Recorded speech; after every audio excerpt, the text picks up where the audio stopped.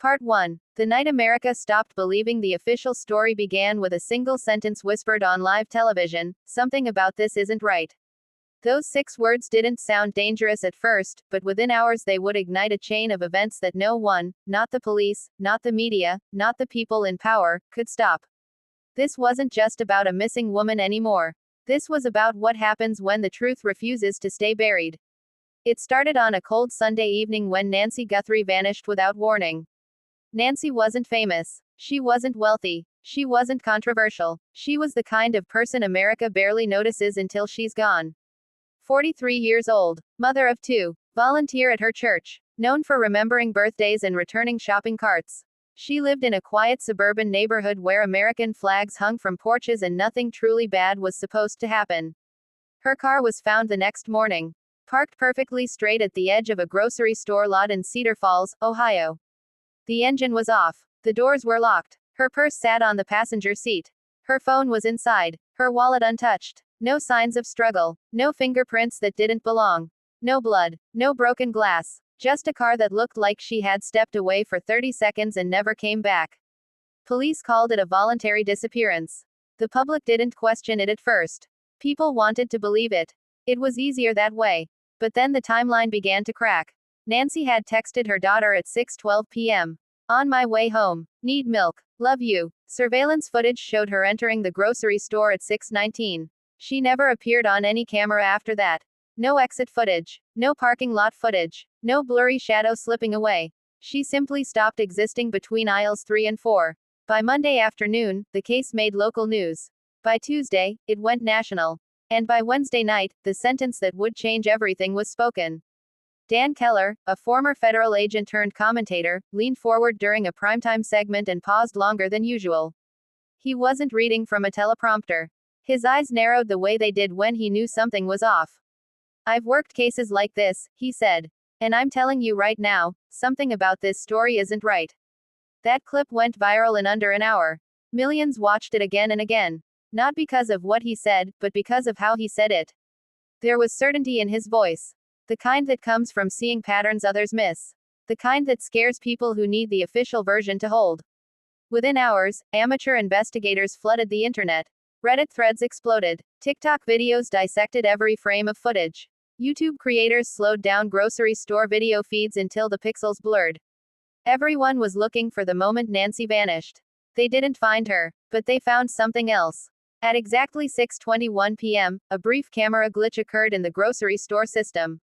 Less than 8 seconds. Store management dismissed it as a routine error. The police accepted that explanation immediately. Too immediately. Because that same glitch appeared on 2 nearby traffic cameras at the exact same second. 3 separate systems. 1 shared blackout. That wasn't normal. The police adjusted their stance quietly. The phrase, "voluntary disappearance," disappeared from press briefings.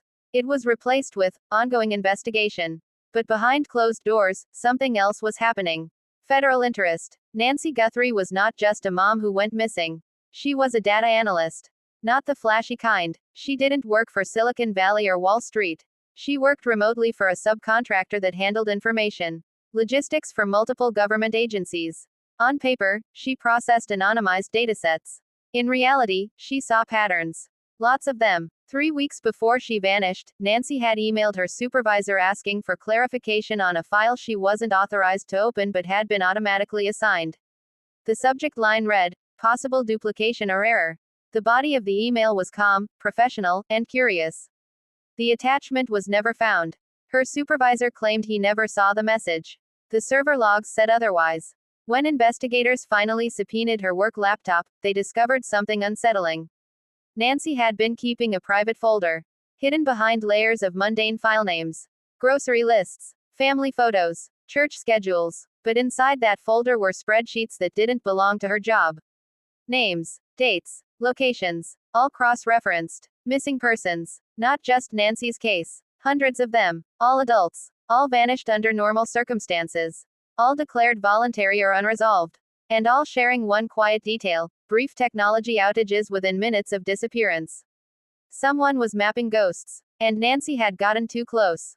The media narrative began to fracture. One outlet reported that Nancy had been emotionally distressed.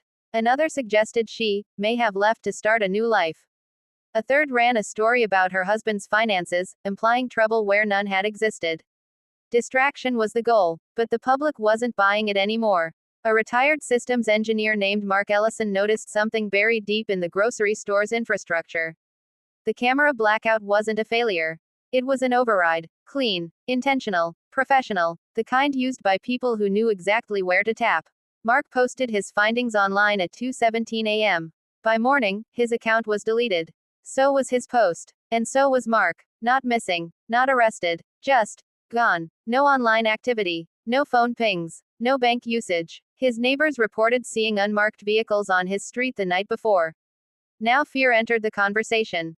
People stopped joking about conspiracy theories. Creators began adding disclaimers. Some deleted their videos entirely. But it was too late. The story had escaped the gate. Dan Keller returned to television 2 nights later. This time, his tone was different. Sharper. Controlled. If you're watching this, he said, and you're looking into the Guthrie case, I want you to hear me clearly. Be careful, because what you're dealing with may not want to be found. That clip vanished within minutes of airing. The network claimed a technical issue. America didn't believe them. Nancy Guthrie's face appeared everywhere. Candlelight vigils formed. Her children spoke once, briefly, before being shielded from cameras. Her husband stopped answering questions after federal agents visited his home for the 3rd time. And then, something happened that shattered the illusion of control. A package arrived at an independent journalist's office in Chicago. No return address. Inside was a flash drive. And on that drive was the file Nancy had questioned in her email. The file name was simple: Project Stillwater. The first line of the document read, "Disappearance is not an accident. It is a method." As the journalist stared at the screen, realizing the weight of what he was holding, a realization settled in that would echo across the nation. Nancy Guthrie didn't vanish randomly. She was taken because she discovered a system designed to erase people without noise, without violence, and without leaving evidence. And whoever built that system was still watching. Because at that exact moment, the lights in the journalist's office flickered. Just for 8 seconds. And then, came the knock at the door. End of part 1 Part 2. The knock wasn't loud. It didn't need to be. It was precise, controlled, the kind of knock used by people who already know they're coming in. The journalist, Ethan Cole, froze in his chair as the office lights stabilized and the hum of electricity returned like nothing had happened. 8 seconds. Exactly 8 seconds. Long enough to prove a point. Ethan didn't answer. The knock came again, slower this time, as if whoever stood outside was patient. Confident. Certain Ethan was listening. His eyes drifted back to the laptop screen where the words Project Stillwater glowed against a black background. His heart pounded, not with panic, but with clarity. This was the moment every investigative journalist waits for and secretly fears. The moment when a story stops being theoretical and starts breathing down your neck.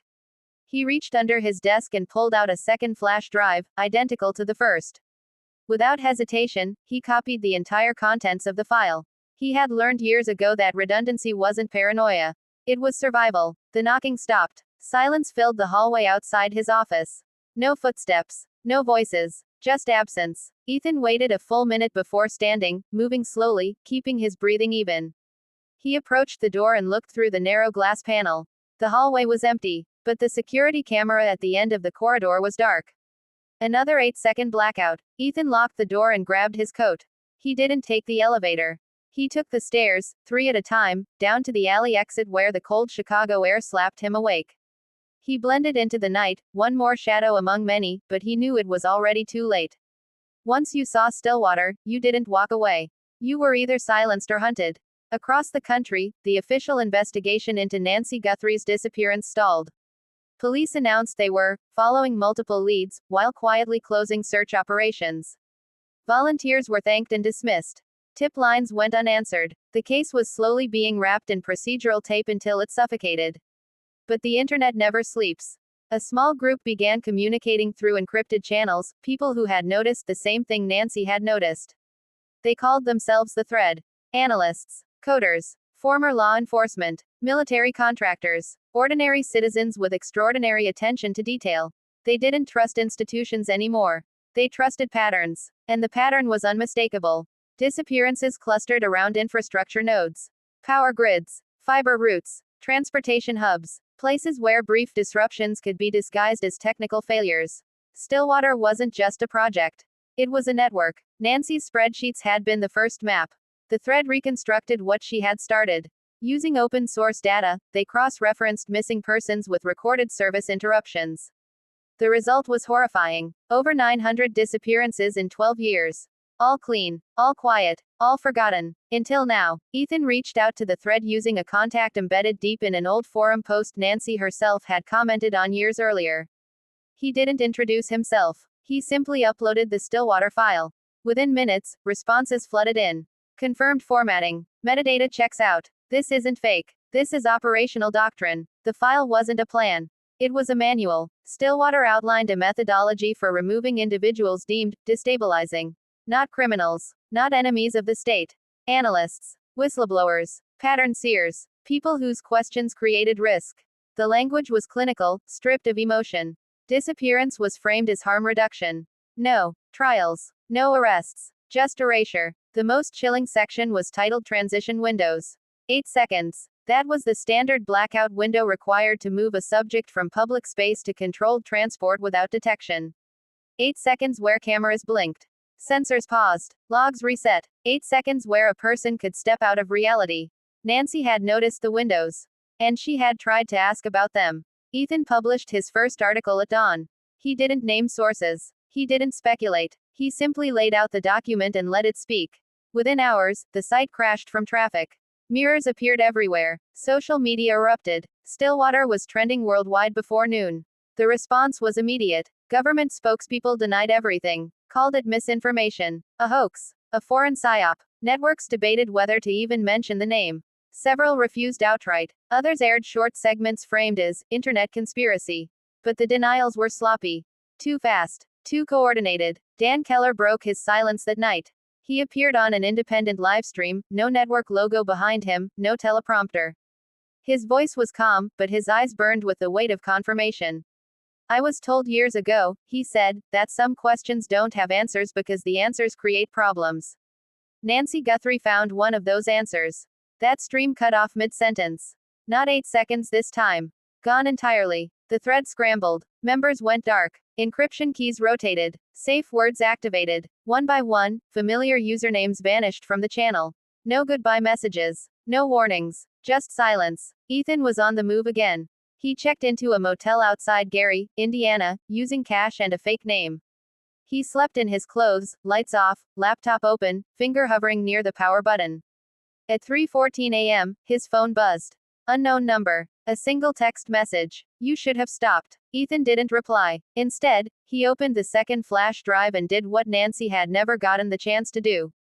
He followed the chain. Buried deep in the Stillwater file was a list of subcontractors. Shell companies. Logistics firms. Tech maintenance groups. All innocuous. All forgettable. All connected by one parent entity that didn't officially exist. A classified budget line item labeled, Continuity Services. Continuity of what? Governance. Narrative. Stability. People weren't being disappeared because they were dangerous. They were being removed because they disrupted the story America told itself about order and control. Nancy's name appeared once in the document. Not as a target, as a variable. She hadn't been scheduled. She had triggered a response. And in scheduled transition, that meant something had gone wrong. Which meant Nancy might still be alive.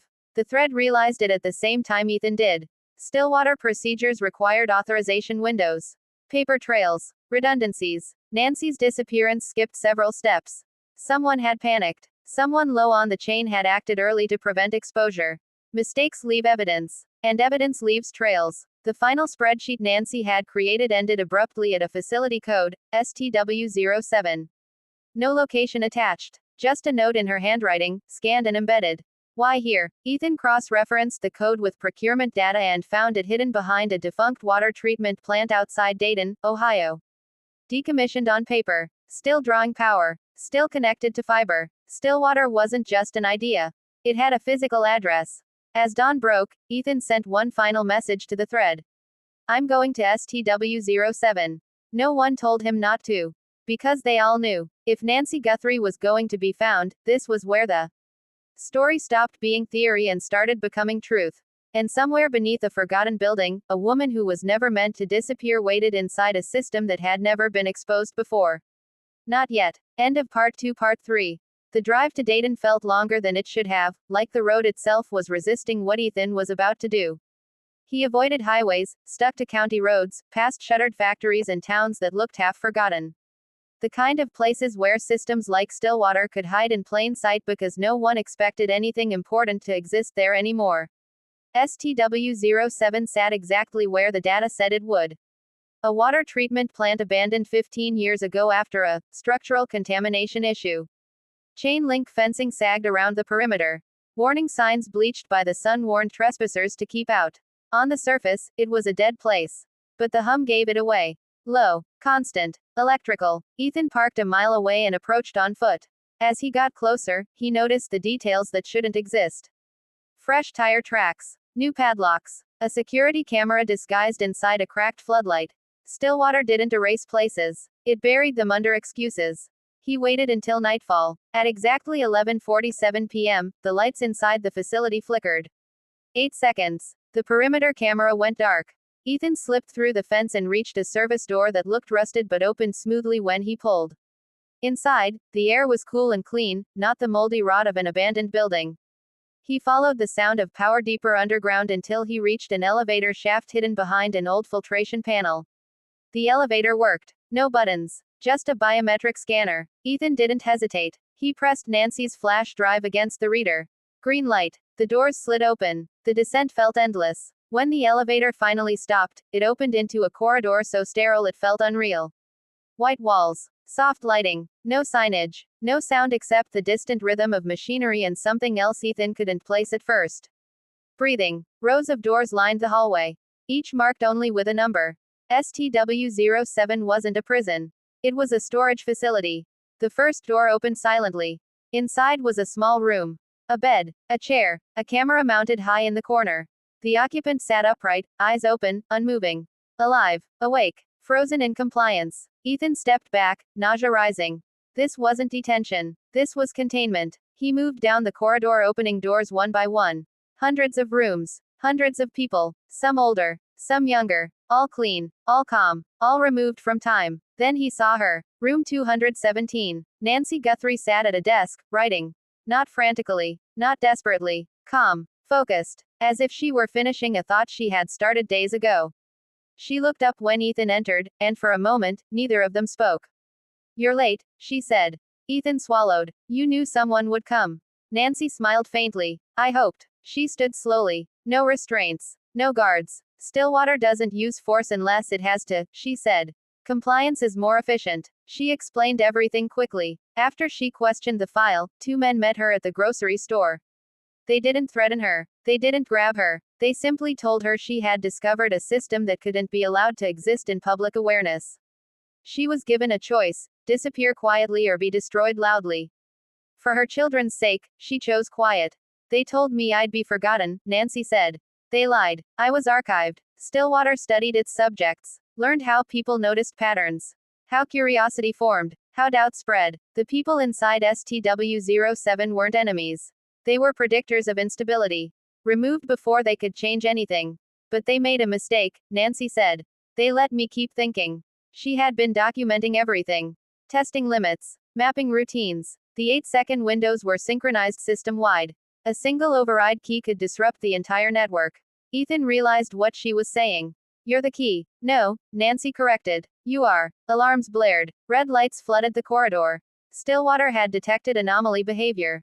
Ethan's presence wasn't planned. He hadn't been erased. That meant exposure. Footsteps echoed. Nancy grabbed Ethan's hand and pulled him toward the elevator. Once this starts, it doesn't stop, she said. Stillwater doesn't retreat. It resets. They reached the shaft as armed security rounded the corner.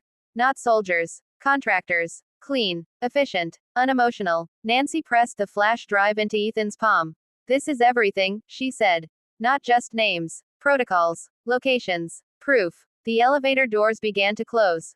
Nancy, Ethan started. She shook her head. If I leave, they erase everyone else in here. If you go, the system collapses. The doors sealed. The elevator rose. As Ethan ascended, the building shook. Systems failed. Lights died. Somewhere below, 8-second windows fractured into chaos. Stillwater was trying to contain itself. Ethan emerged into the night just as the facility went dark completely. For the first time in 12 years, Stillwater lost control of its windows. Across the country, cameras glitched. Logs froze. Systems hiccuped. And in hundreds of forgotten rooms, people who had been archived felt time return all at once. Nancy Guthrie stood alone in STW-07 as emergency lights flickered. She didn't panic. She smiled, because the system that erased people had just been exposed to something it couldn't process. Uncertainty. End of Part 3 Part 4. The collapse didn't happen all at once.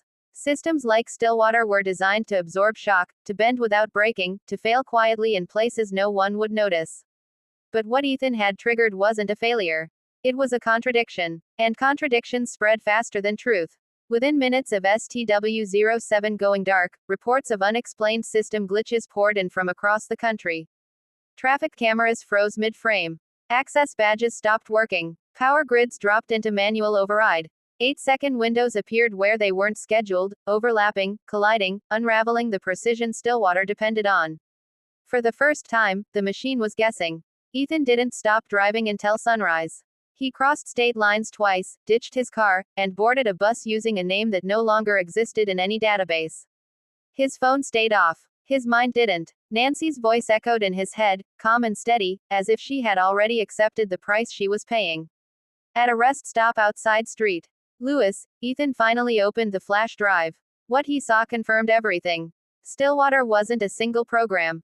It was a layered architecture embedded into civilian infrastructure through private contractors and continuity clauses buried in emergency legislation passed after national crises. Each layer believed it was serving stability.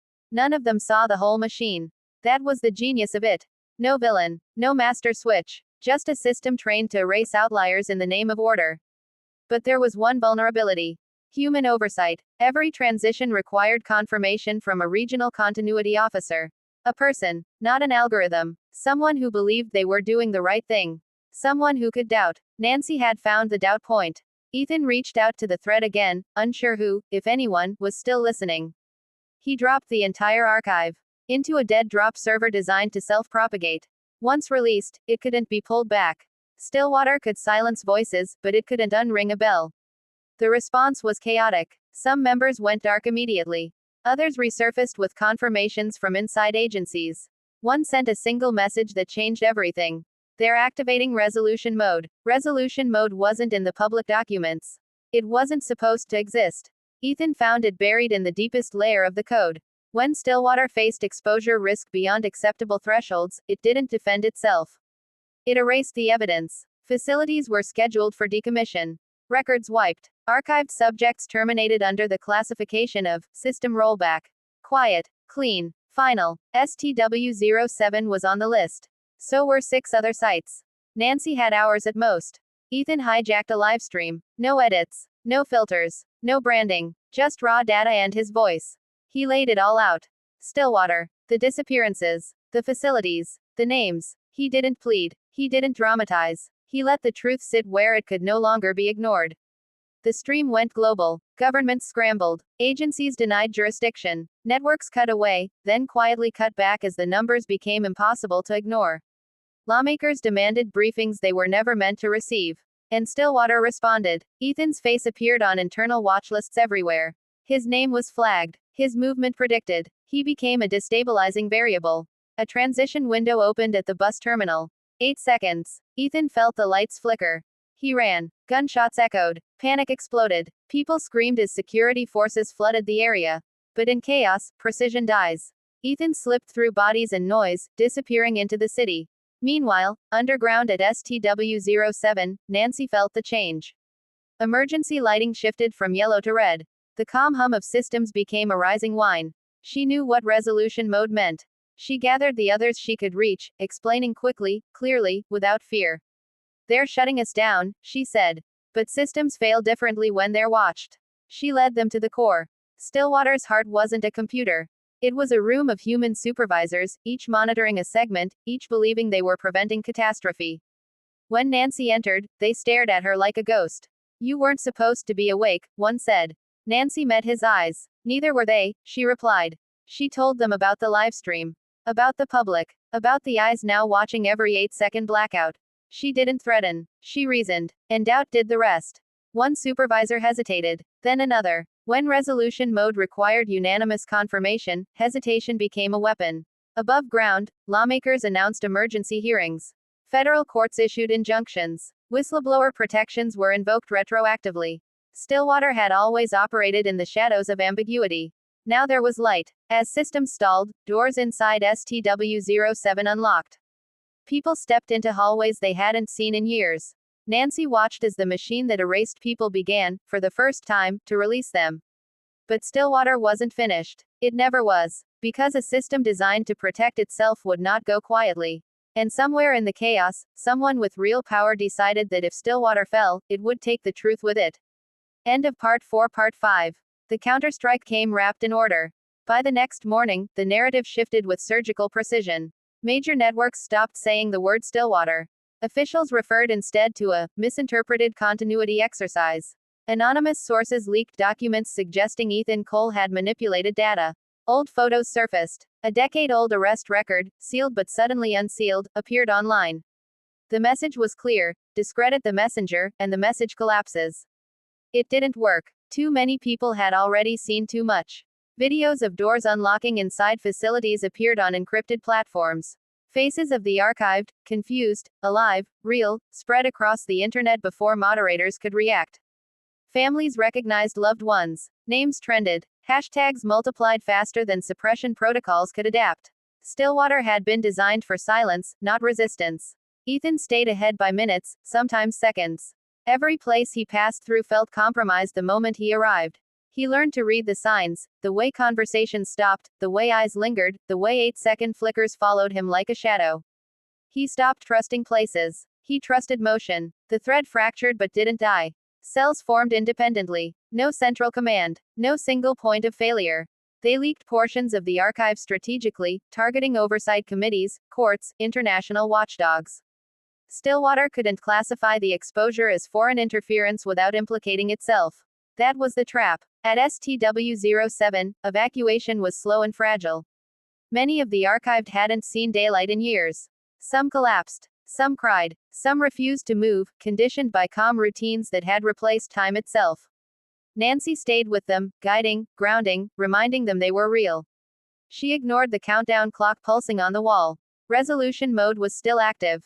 In Washington, a closed-door meeting descended into shouting. Jurisdiction bounced from agency to agency like a hot wire. No one wanted to be the one who admitted they had authorized a system that erased citizens without due process. Then a single senator asked the question no one had prepared for. How many of these people are alive because someone hesitated? The room went silent. The answer was enough to stop resolution mode nationwide. Orders were given.